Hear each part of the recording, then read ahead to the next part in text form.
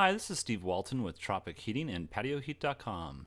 Today we're going to take a look at this application here. This is actually an existing application where the client already has 6 of the S34 outdoor Sunpak patio heaters in their application. Their issue is that they're getting a lot of complaints in reference to not having enough heat in this space. Let's see what kind of heat they have with the 6 units. So as you can see, we have what appears to be an okay application, but there's also a lot of dead spots and also extreme spots. So when I speak about an extreme spot, let's just look at this space over here. We have 2 heaters and they barely meet with their output rays together here between the two. Ideally you want some overlapping rays so that the heat in this space here would be more uniform. As you can see with our guy here, there's a big blank space between here that just does not allow uniform heating. So the orientation of these heaters are placed probably so that they look aesthetically okay or pleasing, but it's not always the best application. So let's go ahead and just take these off for a second and go ahead and look at the dimensions on the dimensions of the application itself. So the heater itself is 9 feet off the ground, which is just about perfect for that particular heater. We have a 44 by 24 foot structure, and the structure height I believe is 10 feet or 12 feet high, so that works out well. The 9 foot is really ideal for the Sunpak heater.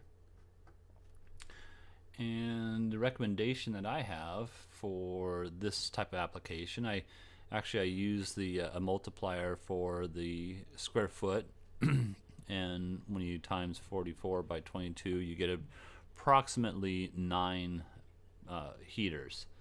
So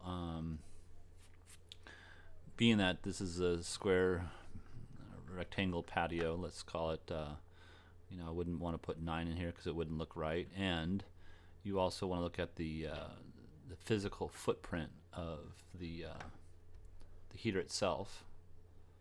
So let me take this dimension off there.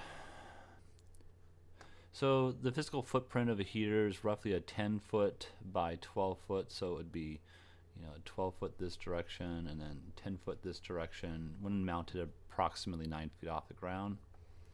And let's go ahead and see what kind of rays we would have with this. On this particular application, you can see there's a little bit better coverage. We've got more overlapping on the edges and then between the 2 heaters, and yeah, we have much more. We have about 40% more heat on this particular space. So I think this would be a lot better application. We have the same height on these heaters, and 9 feet off the ground. And of course we want to make sure we keep our clearances, which this does just fine. The first heaters here are approximately 4 feet off this edge, and as we come over to this side of the patio, these heaters are centered from here to the outside edge at 4 feet, and then uniformly placed throughout the patio here. So obviously this would be centered, and then these sets would be centered on these 2 here.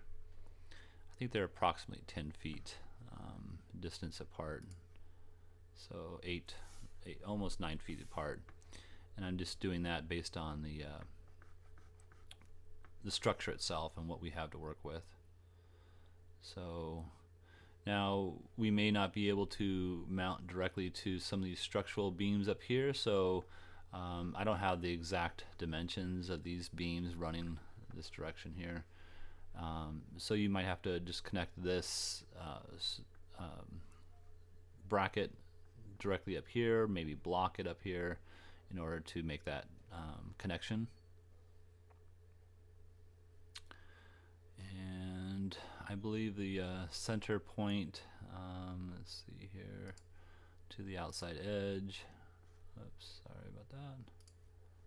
Yeah, we're about 7.5 feet edge of patio structure to center of heater.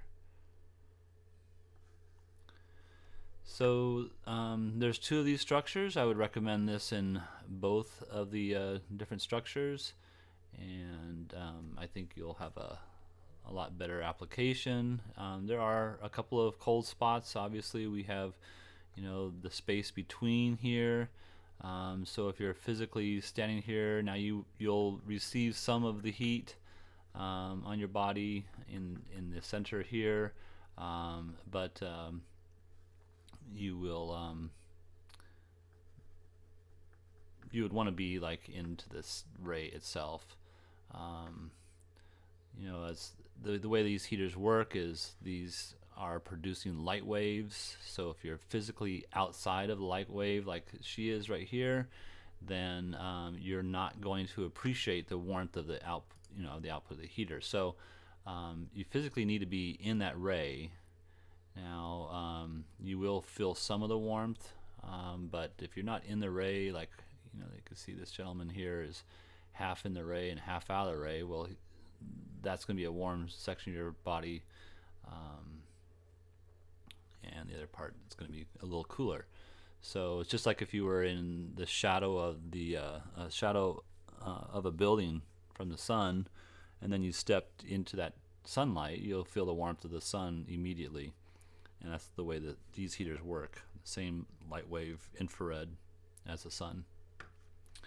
All right, I hope this helps you. If you're looking for something for your particular application or need some assistance in choosing what heater to use, please give us a call. I'm Steve from Tropic Heating and PatioHeat.com. Thank you and have a great day.